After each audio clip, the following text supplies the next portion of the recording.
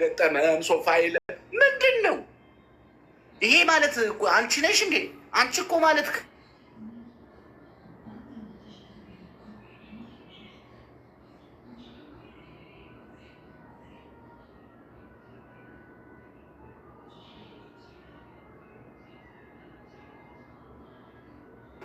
አግድብ ነው እንዴ የምትገድብ? ምን ሆነሽ ነው እንደዚህ የምትሆኝ?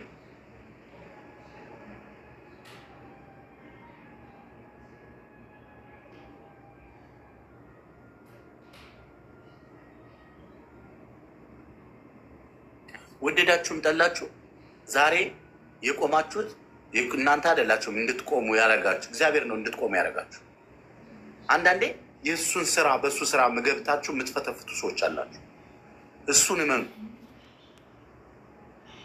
እምነት ይኖራችሁ፣ አምላክ ይኖራችሁ። ሰው አትደገፉ።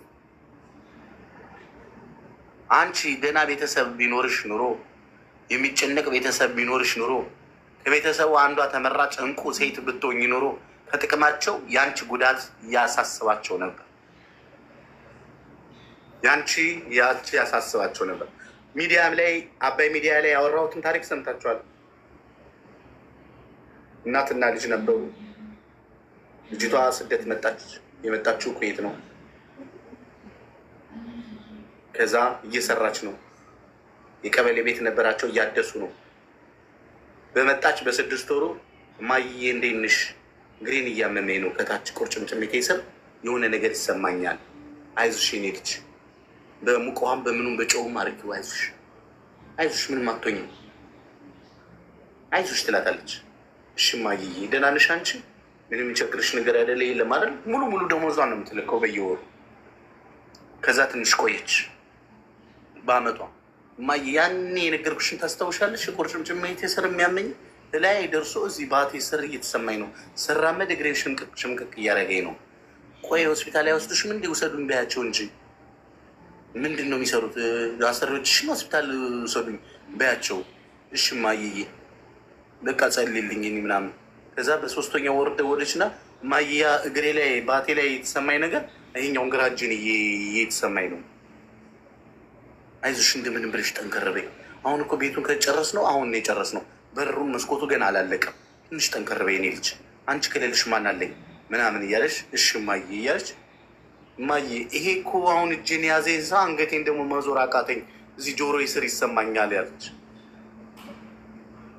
ጠንከር በይ አሁን ሁሉ ነገር እየጨረስ ነው፣ በቃ ትንሽ መንቀሳቀሻ ብር ያዥ ምናምን እያለቻት እያለ በአመት ከ6 ወሯ ተደወለላት ሴት እናትየው፣ ልጅሽ አርፋለች እና የአስከሬን ፕሮሰስ ውጭ ጉዳይ ሚኒስተር ፕሮሰስ አድርግ ተባለች። ተይ እማዬ ልምጣ እያለቻት፣ ተይ ልምጣ፣ ተይ እያመመኝ ነው። ከታች የጀመራት ከላይ ድረስ እየደረሰ ያለው ለካ እንደዚህ ሙሉ ለሙሉ ልጅቷን ከጥቅም ውጭ እያደረጋት።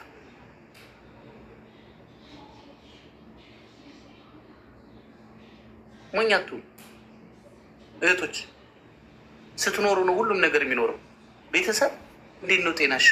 እንደው በቃ አንቺ ልጅ ስለ እድሜሽ አትጨነቂም? ኧረ መተሽ አግቢ፣ ተይ ግድ የለሽም፣ ተይ ተይ የሚል የለም። 17 ዓመት 8 ዓመት 9 ዓመት 10 ዓመት እየተባለ በሰው ሀገር የምትቀሩት ለማን ብላችሁ ነው? እናንተም እኮ እንደማንም ሰው ፈንጥሶና እንደማንም ተሯርጦ መኖር ትችላላችሁ። ምንድን ነው ገንዘብ እንጂ የሚቀረው ምን ይቀራል?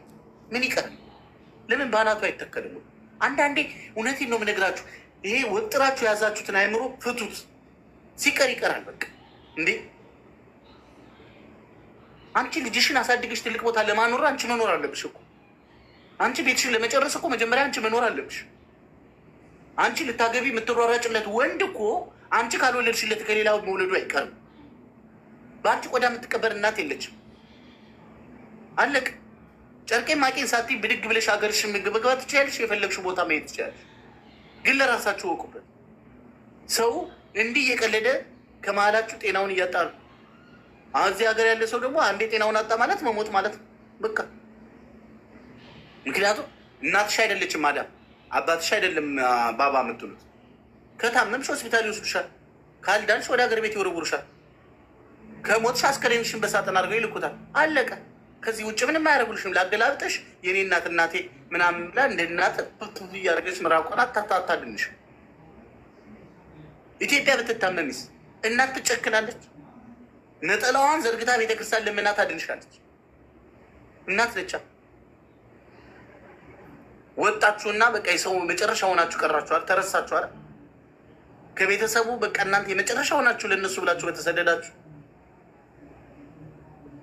ለነሱ ብላችሁ በሄዳችሁ፣ ለነሱ ብላችሁ በትንከራተታችሁ ስትሄዱስ እንደው መች ሰላም ይሰጧቸው? እናንተ ራሱ አውሬ ነው የምትሆኑ፣ ሽሽት ነው የምትይዙ።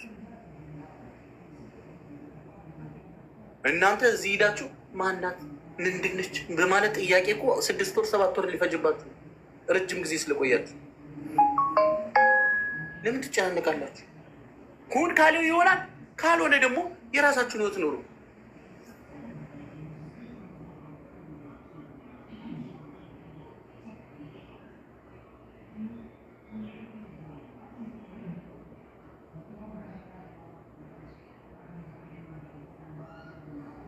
እያመመኝ ነው የምትይ ሴት ቁጭ ብለሽ ምንም አትሰሪ። ጦርነት ነው።